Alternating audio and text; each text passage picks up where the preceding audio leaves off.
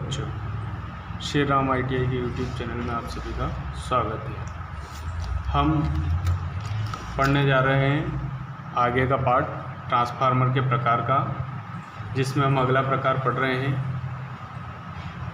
Output क्षमता के आधार पर ट्रांसफार्मर के प्रकार। आउटपुट क्षमता के आधार पर ट्रांसफार्मर कितने दो प्रकार के होते हैं। एक होता है ऑटो ट्रांसफार्मर। आउटपुट क्षमता के आधार पर ट्रांसफार्मर के प्रकार कितने हुए, एक होता है ऑटो ट्रांसफार्मर, एक होता है इंस्ट्रूमेंट ट्रांसफार्मर। ठीक है, ये दो प्रकार के होते हैं।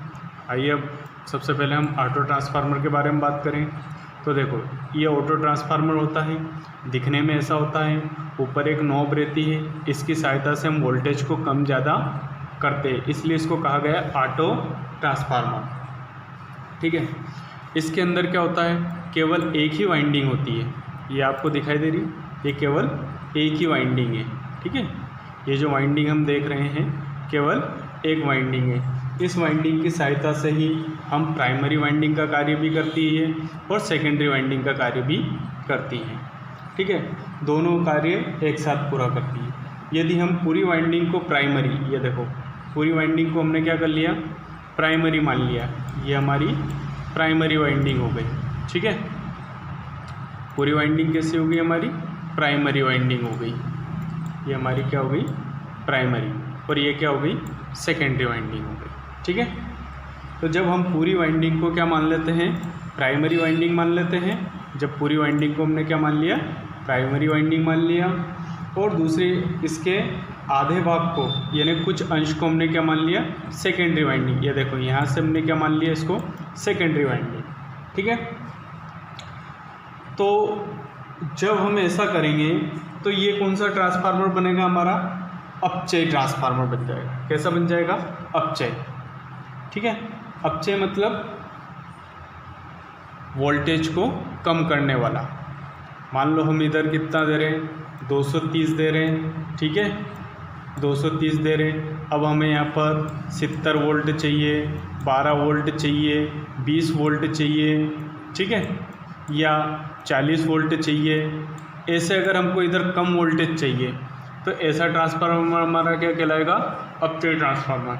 मतलब हम इसमें से कुछ, जब पूरी वाइंडिंग को हम क्या मान लेते हैं, प्राइमरी वाइंडिंग मान लेते हैं, और जब कुछ अंश को हम क्या मान लेते हैं, सेकेंडरी वाइंडिंग मान लेते हैं, तो ऐसा ट्रांसफार्मर हमारा क्या कहलाएगा, अपचयी ट्रांसफार्मर कहलाएगा।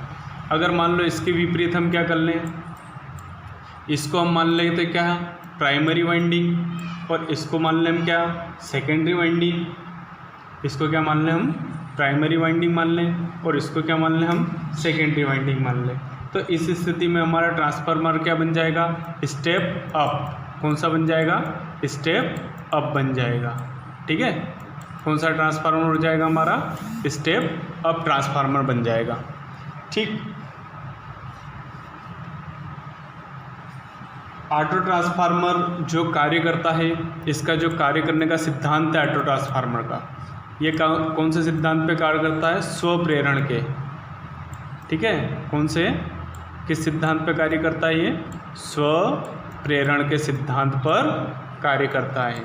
ठीक है, इसका विशेष ध्यान रखना, परीक्षा के अंदर आप लोगों से पूछा जाता है कि भाई अगर ट्रांसफार्मर कार्य किस सिद्धांत पे कार्य करता है, तो ट्रांसफार्मर अन्योन प्रेरण के सिद्धांत पे कार्य करता है। और केवल पर्टिकुलर ये पूछा जाए कि ऑटो ट्रांसफार्मर किस सिद्धांत पे कार्य करता है, तो ऑटो ट्रांसफार्मर हमारा जो है वह स्वप्रेरण के यानी सेल्फ इंडक्शन, क्योंकि इसमें प्राइमरी और सेकेंडरी दोनों एक ही वाइंडिंग होती है, इसलिए इसके अंदर जो प्रेरण होता है वो स्वप्रेरण होता है।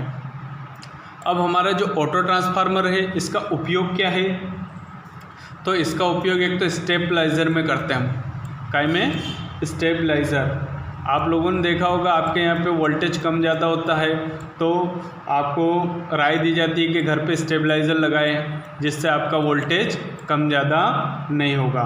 तो ये जो हमारा ऑटो ट्रांसफार्मर है, ये काय में उपयोग होता है, एक तो स्टेबलाइज़र में उपयोग किया जाता है। एक इंडक्शन मोटर जो होती है, इंडक्शन मोटर को चलाने में इसका प्रयोग किया जाता है।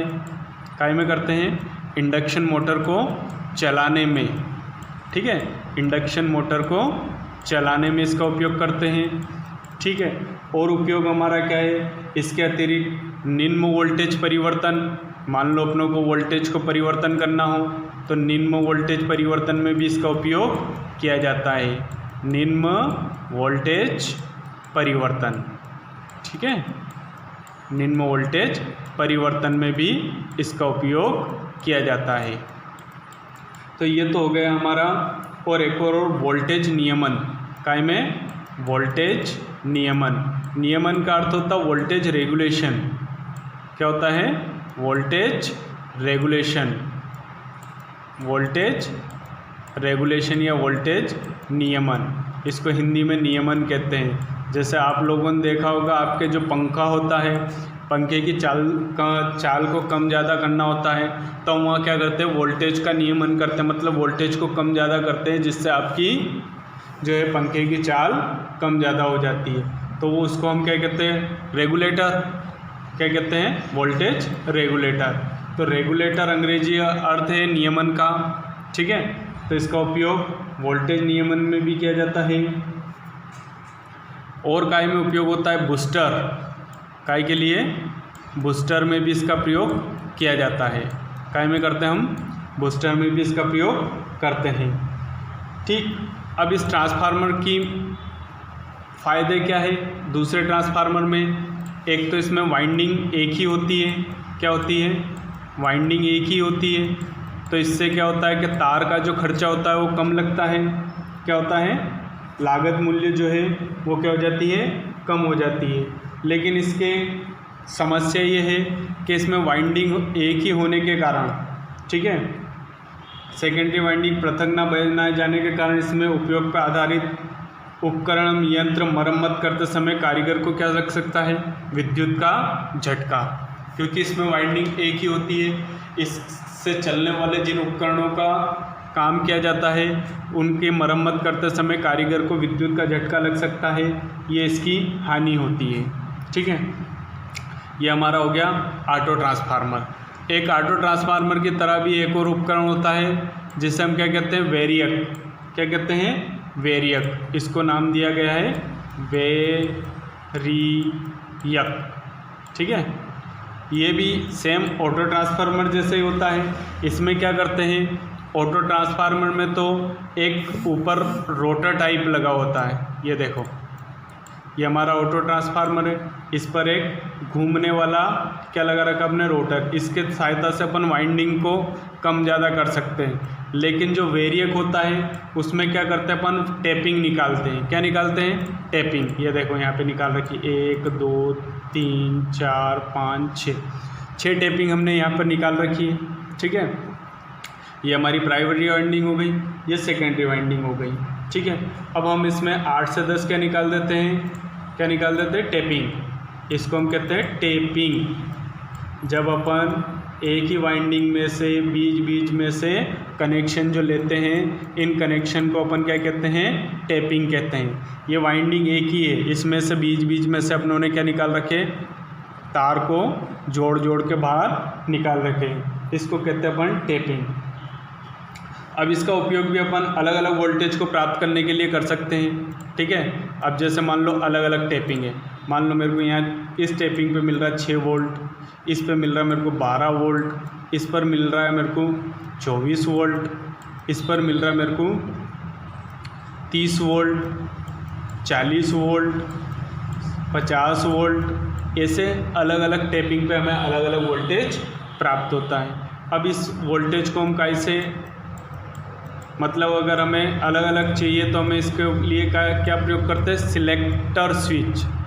कौन सा स्विच, सिलेक्टर स्विच का प्रयोग करते हैं। किसका प्रयोग करते हैं, सिलेक्टर स्विच। ठीक है, ये स्विच आप लोगों ने देखा होगा, आपके कूलर वगैरह आप देखते हैं स्पीड को कम ज़्यादा करते हैं, तो वो जो घुमाने वाला स्विच होता है वो क्या होता है, वो सिलेक्टर स्विच होता है। ऐसे ही अगर अपनों को अलग अलग वोल्टेज चाहिए, क्या चाहिए कि भाई मेरे को 6 वोल्ट चाहिए तो अपन उसको 6 वोल्ट पे सेट कर लेते हैं, 12 वोल्ट चाहिए तो 12 वोल्ट पे सेट कर लेते हैं। इस प्रकार अलग अलग टैपिंग निकाली जाती है। ठीक है, इसको हम कहते हैं वेरियक। ठीक,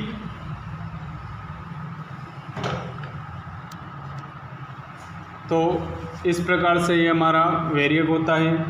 एक चीज़ का विशेष ध्यान रखें, वेरिएक का प्रयोग भी हम डीसी उपकरणों में नहीं कर सकते हैं। डीसी उपकरणों में उपयोग करने के लिए रियोस्टेट का प्रयोग किया जाता है, ठीक है। वेरिएक का प्रयोग हम डीसी उपकरणों में नहीं कर सकते हैं, ठीक है। अब हम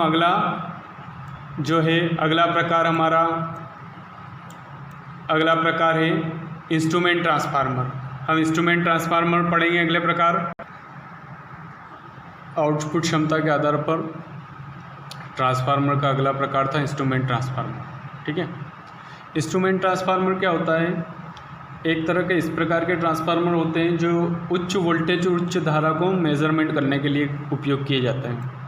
इनका उपयोग अधिकतर हम कहाँ करते हैं? जैसे हमारे जो ग्रिड बने होते हैं, ग्रिड पर इनका प्रयोग किया जाता है, ठीक है।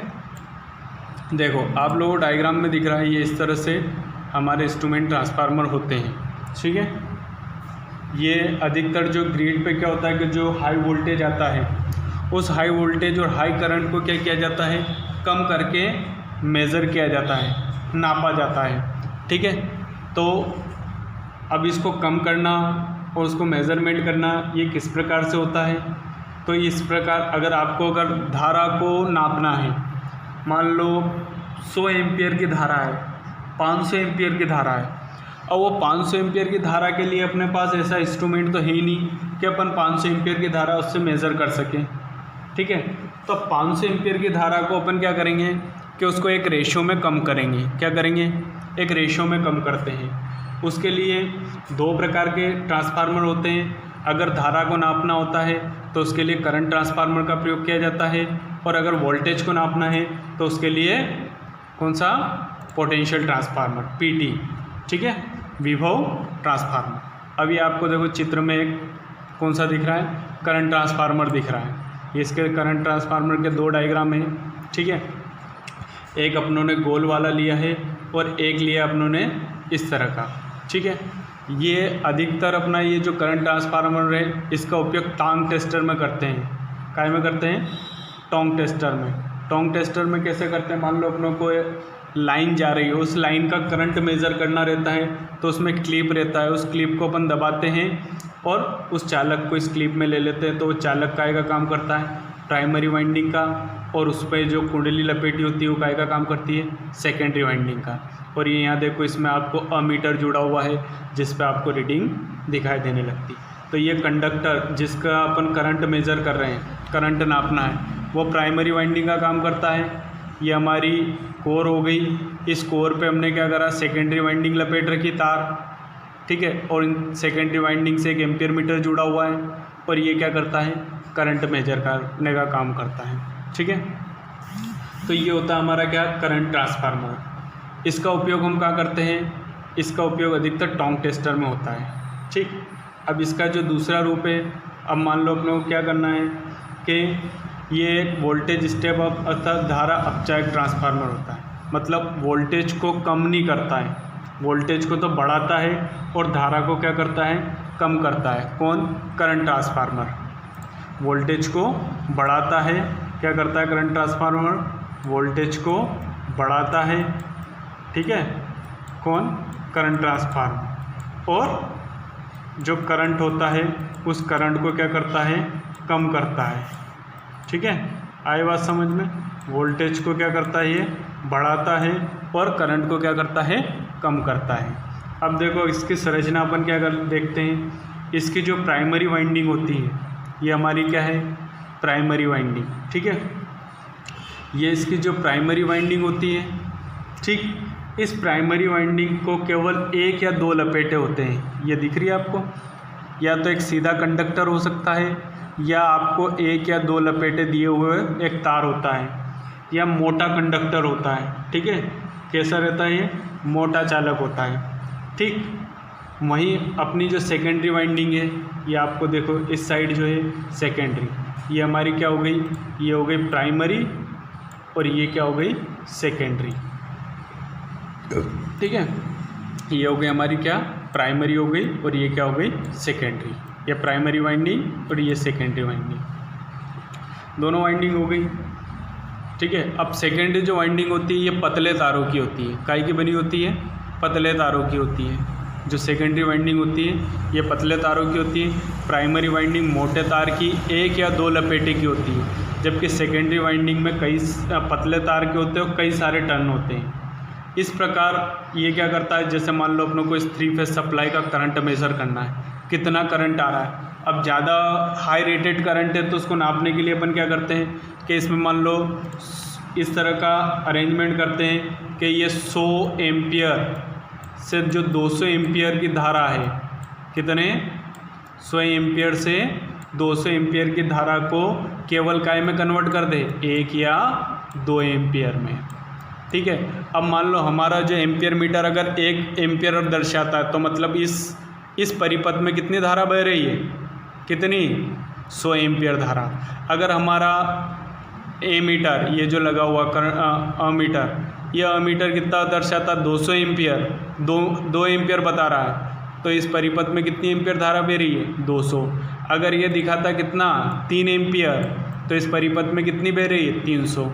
तो एक 100 के अनुपात में इसका रेशो क्या कर देता है, ये कम कर देता है। ठीक है।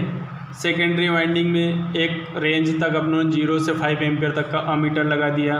ठीक है। इसकी सहायता से अपन 0 से कितने एम्पियर, 0 से 150 एम्पियर तक का करंट नाप सकते हैं। किससे, इस अमीटर से। और मान लो इधर कितनी आ रही है, 100 एम्पियर आ रही है या 150 एम्पियर आ रही है, तो उसको अपन मेज़र कर सकते हैं। ठीक है। अब इस पे जो अनुपात है, इस पे स्केल कैसे बनाई जाती है, 0, 150 ऐसे अनुपात में स्केल बनाई जाती है। तो ये तो हो गया हमारा कौन सा, करंट ट्रांसफार्मर। कौन सा हो गया, करंट ट्रांसफार्मर। अब आते हैं पोटेंशियल ट्रांसफार्मर पे।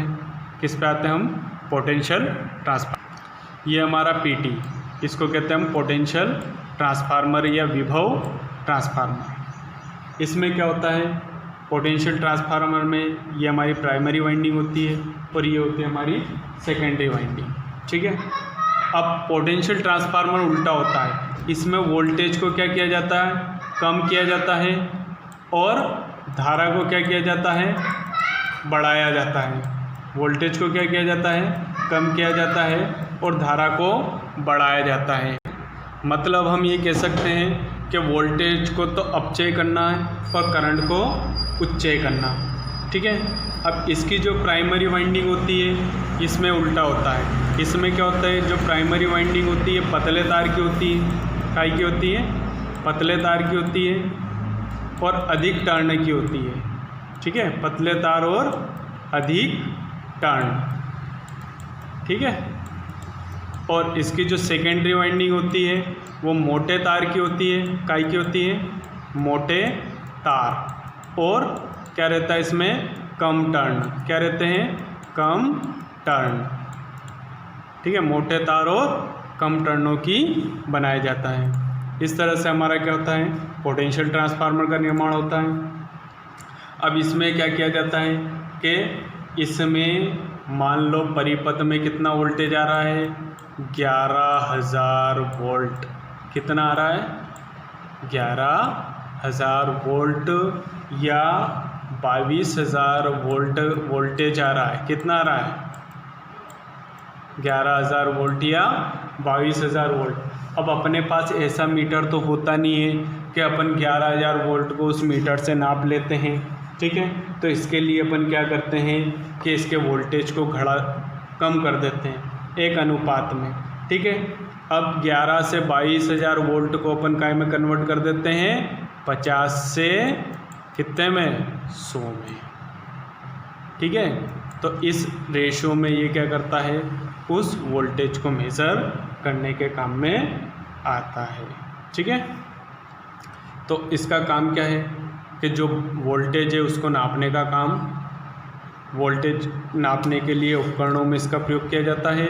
और करंट ट्रांसफार्मर का उपयोग काय में करते हैं, ठीक है, धारा को नापने में काय का करते हैं, हम करंट ट्रांसफार्मर का उपयोग करते हैं। ठीक है। और अगर अपन देखते हैं तो ग्रिड पे इस तरह से जो ट्रांसफार्मर लगे होते हैं ये करंट और वोल्टेज ट्रांसफार्मर होते हैं। ठीक है। इस प्रकार से हमारा जो है ट्रांसफार्मर का एक भाग और बचा है, उसको भी समझा देते हैं। ट्रांसफार्मर का अगला प्रकार है व्यापारिक आधार। व्यापारिक आधार पर ट्रांसफार्मर दो प्रकार के होते हैं। एक होता है हमारा पावर ट्रांसफार्मर, ठीक है, और दूसरा होता है डिस्ट्रीब्यूशन ट्रांसफार्मर। आते हैं हम पावर ट्रांसफार्मर क्या होता है।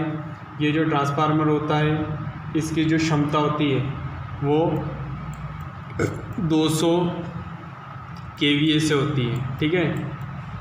यानी जो पावर ट्रांसफार्मर होते हैं इसकी क्षमता 200 kVA तक की होती है और इसकी प्राइमरी वाइंडिंग स्टार संयोजन में होती है। प्राइमरी वाइंडिंग कई में रहती है, ठीक है। अगर हम primary winding kVA primary winding की बात करें तो इसमें जो प्राइमरी वाइंडिंग होती है वो स्टार संयोजन में होती है। काय में होती है? स्टार संयोजन में। ये बातें हमें छोटी छोटी याद रखना है क्योंकि परीक्षा में इनसे संबंधित क्वेश्चन पूछे जाते हैं। तो प्राइमरी वाइंडिंग हमारी स्टार संयोजन में होती है और जो सेकेंडरी वाइंडिंग होती है वो डेल्टा में होती है। काय में होती है? डेल्टा, ठीक है। आप लोगों को मैंने स्टार और डेल्टा संयोजन बताया था, ठीक है, जब अपन एसी परिपथ पढ़ रहे थे उसमें मैंने आपको स्टार और डेल्टा संयोजन बताया था, ठीक है। इसी प्रकार ट्रांसफार्मर में भी स्टार कनेक्शन होता है और डेल्टा कनेक्शन होता है। हम आगे समझाएंगे कि ट्रांसफार्मर में स्टार कनेक्शन कैसे होता है और डेल्टा कनेक्शन कैसे होता है। केवल अभी आप यहाँ पर ये देखें कि पावर ट्रांसफार्मर की प्राइमरी वाइंडिंग के कौन से संयोजन में होती है? स्टार संयोजन में होती है। सेकेंडरी वाइंडिंग काय में होती है? डेल्टा संयोजन में होती है। और ये कितनी रेटिंग तक के होते हैं? 200 kVA। ट्रांसफार्मर की जो रेटिंग होती है वो काय में होती है? kVA। काय में होती है? Kilovolt ampere. काय में होती है? Kilovolt ampere. तो ट्रांसफार्मर की जो रेटिंग होती है वो काय में होती है? kVA में, ठीक है। इतना समझ में आया आपको। अब आगे बात करते हैं ट्रांसफार्मर होता है पावर। ये ट्रांसमिशन लाइन के सिरों को वोल्टेज को घटाने और बढ़ाने का काम करता है। क्या करता है? ट्रांसमिशन लाइन के सिरों पर वोल्टेज को घटाने और बढ़ाने का, ठीक है। ट्रांसमिशन लाइन के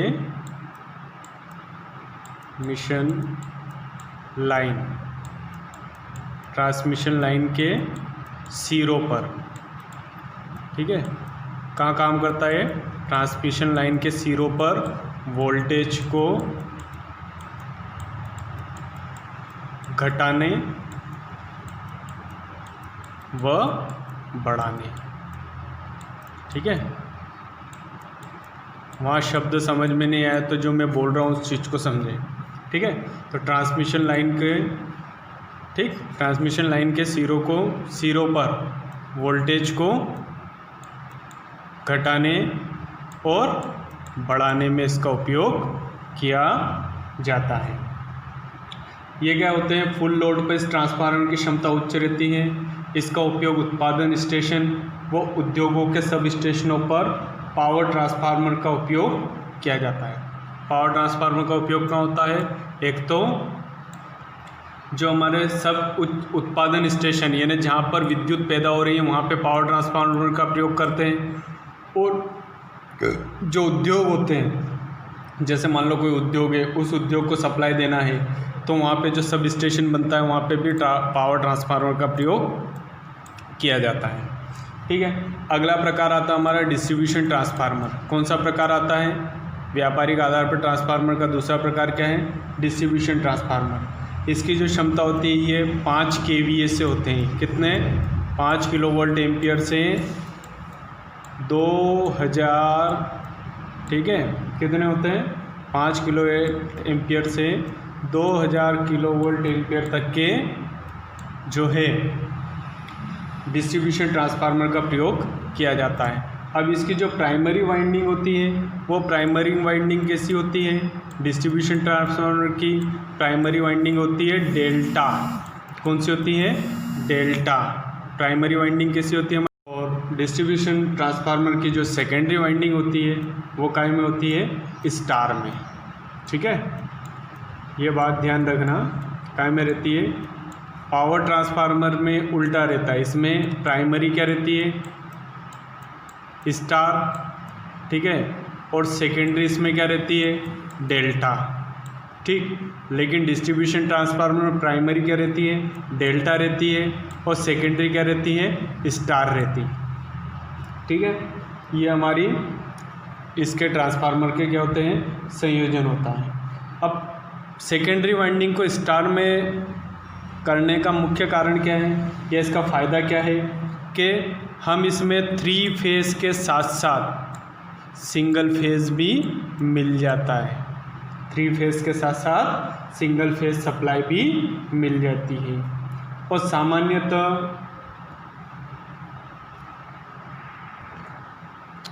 सामान्यतः जो ट्रांसफार्मर होते हैं, अगर 15,000 kVA तक के जो ट्रांसफार्मर है, कितने, 15,000 kVA तक के जो ट्रांसफार्मर है, इनको हम LT ट्रांसफार्मर यानी लो टेंशन ट्रांसफार्मर कहते हैं। और 15,000 kVA से ऊपर वाले जो है, ठीक है, 15,000 से ऊपर वाले हैं, इनको अपन हाई टेंशन ट्रांसफार्मर भी कहते हैं। ठीक है, ये हो गए हमारे ट्रांसफार्मर के प्रकार।